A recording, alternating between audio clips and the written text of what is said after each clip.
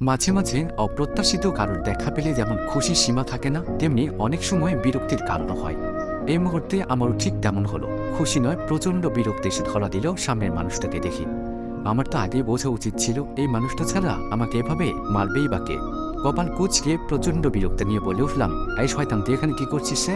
আমাকে না মারলে তোর কি শান্তি হয় না? না হারামি, না তোকে না মারলে শান্তি কেন? পেটের ভাতও হজম হয় না। বলেই আবারও আমার মাথায় আস্তে করে মারল রাহাত। না লাগলেও রেগে গেলাম আমি।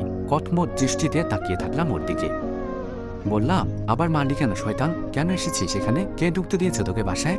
সেকেন্ডের মতো সময় নিয়ে তড়িৎ গতিতে আবারও বলতে লাগলাম, সেদিন কত করে বললাম আসলি না, আর আজকে কেন এসেছিস? এখনই বেরিয়ে যাবি বাসা থেকে, শয়তান কোথাকার। আমার মামার বাসায় আমি আসবো, তোর কিরে পেটনি? শহর সামনে থেকে সঙ্গে মতো দাঁড়িয়ে আছিস কেন? বলেই আবারও মারল রাহাত। এবার বেশ জোরেই লাগলো। রেগে উঠে ওকে মারার জন্য এগিয়ে যেতেই ছুটে গেল সেখান থেকে। 2 সেকেন্ডের মতো সময় যেতেই যখন বুঝতে পারলাম রাহাত পালাচ্ছে, তখন সাথে সাথে আমিও দৌড়ে গেলাম ওর পেছন, কিন্তু ধরতে পারলাম না। তার আগেই রুমে ঢুকে দরজাটা ভেতর থেকে লক করে দিল। আমি দরজা খোলার জন্য ধাক্কা দিতে রাহাত বলে উঠল, দরজা ধাক্কা দিয়ে কোনো লাভ নাই, এত তাড়াতাড়ি খুলছি না। রাহাত আমার ফুফাতো ভাই, আব্বুর চাচাতো বোনের ছেলে। চাচাতো বোনের চেয়ে নিজের বোন বললেও ভুল হবে না। গ্রামে আমাদের এক বিশাল জনগোষ্ঠীর পরিবার রয়েছে, যদিও এখন আর তেমন একটা যাওয়া হয় না সেখানে। রাহাতের মা রামিসা ফুপি আর সামিরা ফুপি বড় দাদুর মেয়ে। ফুপিরা ছোট থাকতেই নাকি বড় দাদু মারা যান। বড় দাদুর কোনো ছেলে না থাকায় কেউ তাদেরকে দেখতে পারত না। তখন থেকেই নাকি বড় চাচা এবং আব্বু মিলে চাচাতো বোন কম নিজের বোন মনে করেই দেখাশোনা করে চলেছে। ফুপির সাথে সাথে রামিসা ফুপি ও সামিরা ফুপিও আসা যাওয়া লেগেই থাকতো। সেই সাথে সামিরা ফুপির 2 ছেলে শাহির ভাইয়া, সাগর ভাইয়া এবং রামিসা ফুপির 2 মেয়ে রাহাত আর রিমারও আসা যাওয়া লেগেই থাকতো। রিফাকুর পরেই রাহাতের সাথে আমার সম্পর্কটা বেশ সহজ সরল, তবে একে অপরকে খোঁচা দেওয়া মারামারি যেন লেগেই থাকে সবসময়। রাহাতের দরজা আটকে দেওয়ায় বেশ রাগ হলো আমার। জোরে করে দরজা ধাক্কা দিতে দিতে বললাম, তুই খালি একবার বের হ শয়তান, তারপরে দেখ তোর আমি কি হাল করি। রুমের ভেতর থেকে হেসে উঠল রাহাত, বলতে লাগলো, ওই বেহাল শরীর নিয়ে আমার কি হাল করবি রে তুই? আগে 40 থেকে 41 হয়ে দেখা, তারপর আমার সাথে লাগতে আসিস। হো হো করে হাসতে হাসতে আবার বলে উঠল, যার টেনশনে দিন দিন এমন পাটখাসি হয়ে যাচ্ছিস, তার টেনশন এবার ছেড়ে দে, সে বউ নিতে দেশে ফিরবে দেখিস। রাহাতের শেষ কথাটা কানে আসতেই চমকে উঠলাম যেন। একদম স্থির হয়ে গেলাম সাথে সাথে। ও যে দাসু ভাইয়ের কথা বললো সেটা বুঝতে একটুও সময় লাগলো না আমার। কিন্তু বউ নিয়ে দেশে ফিরবে মানে? কথাটা ঠিক মাথায় ক্যাচ করতে পারলাম না যেন। ছলছল করে উঠল চোখ দুটো। তার মানে কি ওনার সেই বান্ধবীকে বিয়ে করেছে? না না, আমি আর কিছু ভাবতে পারছি না। আর না পারলাম সেখানে দাঁড়িয়ে থাকতে। এতক্ষণ মনটা একটু ডাইভার্ট হলেও এখন আবারও তাসফি নামক মানুষটা বাসা বাঁধল মনে এবং মস্তিষ্ক জুড়ে।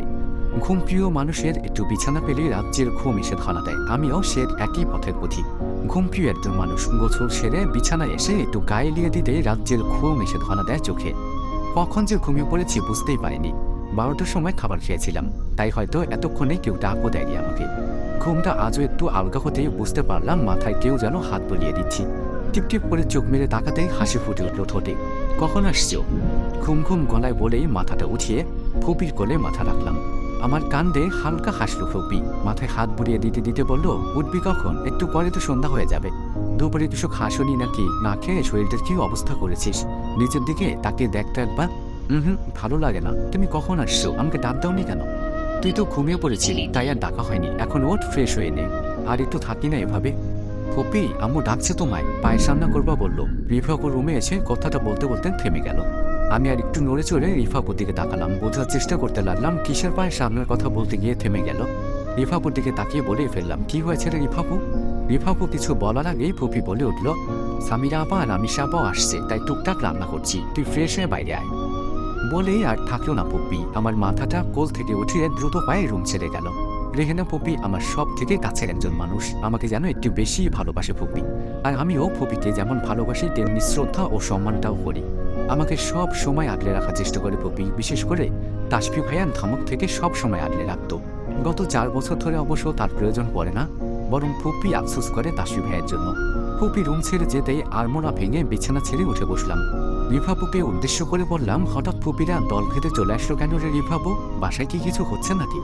কিছু বলতে গিয়েও চুপ হয়ে গেল রিফাপু। আমি কপাল কুঁচকে তাকাতেই আবার বলল, সারাদিন মরার মতো না ঘুমিয়ে বাইরে আয়, তাহলে বুঝতে পারবি। অবাক হয়ে গেলাম কিছুটা। কি এমন হলো সবাই একসাথে চলে আসলো? অবশ্য একসাথে আসাই হয় সবার, কিন্তু হঠাৎ আজকে রিফাপুকে আর কিছু বলেও জানতে পারলাম না। আমাকে সেই সুযোগটা না দিয়ে রুম ছেড়ে বেরিয়ে গেল। আকাশ পাতাল ভাবতে ভাবতে অলসতা কাটিয়ে বিছানা ছেড়ে উঠলাম। চটপট ফ্রেশ হয়ে নিলাম বাইরে যাবার জন্য। চুপচাপ স্থির হয়ে বসে আছি সোফার এক কোণায়। এই মুহূর্তে যেন কোনো রিয়াকশন দিতেই ভুলে গেছি আমি। সকালে দেখার স্বপ্নটা যে এভাবে সত্যি হয়ে যাবে সেটা আমার সকালের পর আর মাথাতেই আনিনি।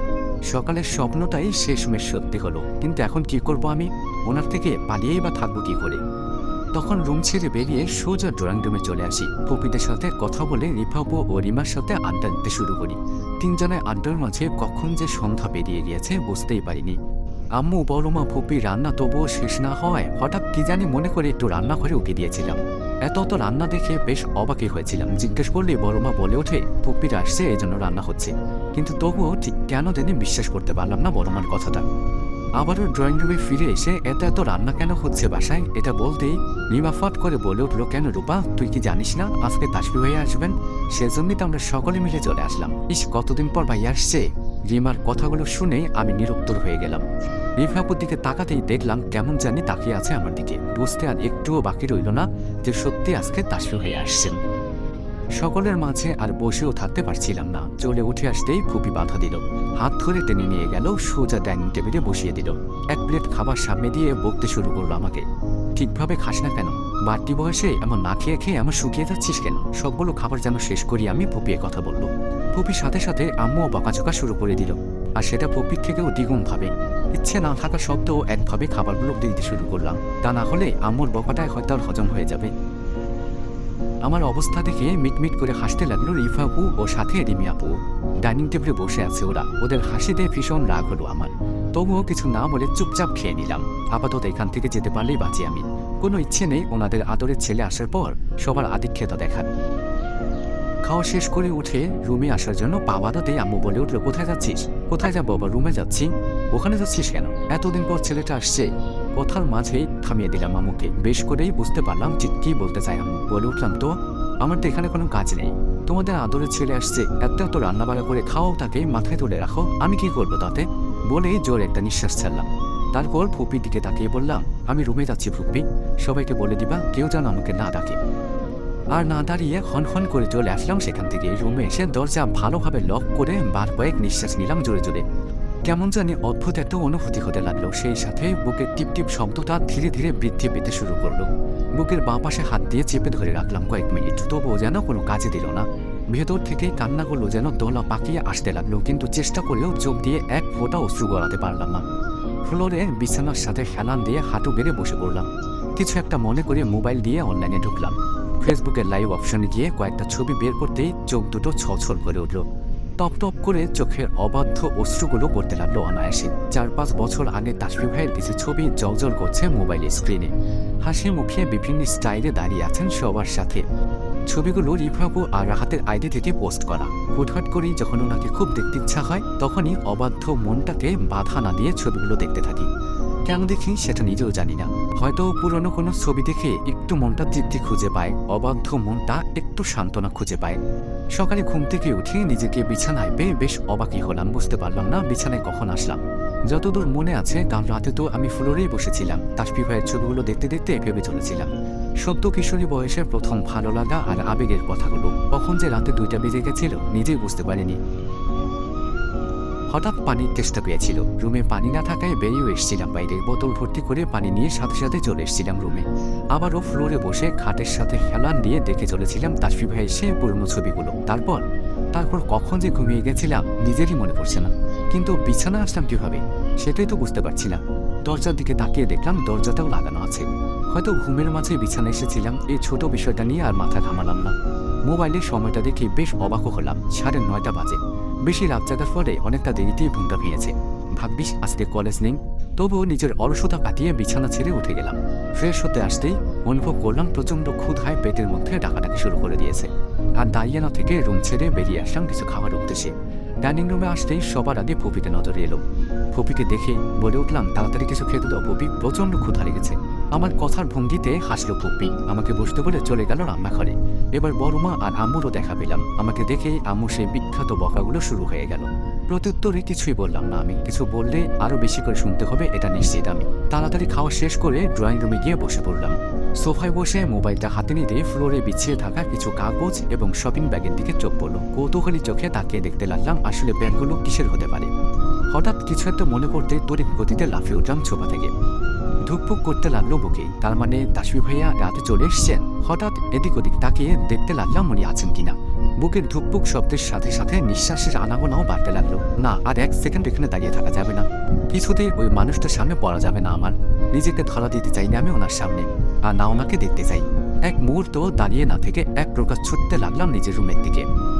বড় ড্রয়িং রুম পেরিয়ে দরজার কাছে আসতে আচমকা সামনে থেকে ধাক্কা লাগলো কারোর সাথে। ভয়ে চোখ মুখ খিচে বন্ধ করে ফেললাম। বুকের ঝিপঝিপ শব্দটা ভয়ের তাড়নায় দ্বিগুণ থেকে দ্বিগুণ হয়ে উঠল। আধা মিনিটের মতো সময় যেতেই যখন একটু একটু করে অনুভব করলাম কারো উন্মুক্ত বুকের সাথে নিজের হাত দুটো আটকে আছে, তখন চট করে চোখ দুটো খুলে ফেললাম। মাথা উঠিয়ে সেই মানুষটার মুখের দিকে তাকাতে প্রচণ্ড গতিতে কেঁপে উঠলাম। সেই সাথে হাত পায়ের শক্তিটাও যেন হঠাৎ গায়েব হয়ে গেল।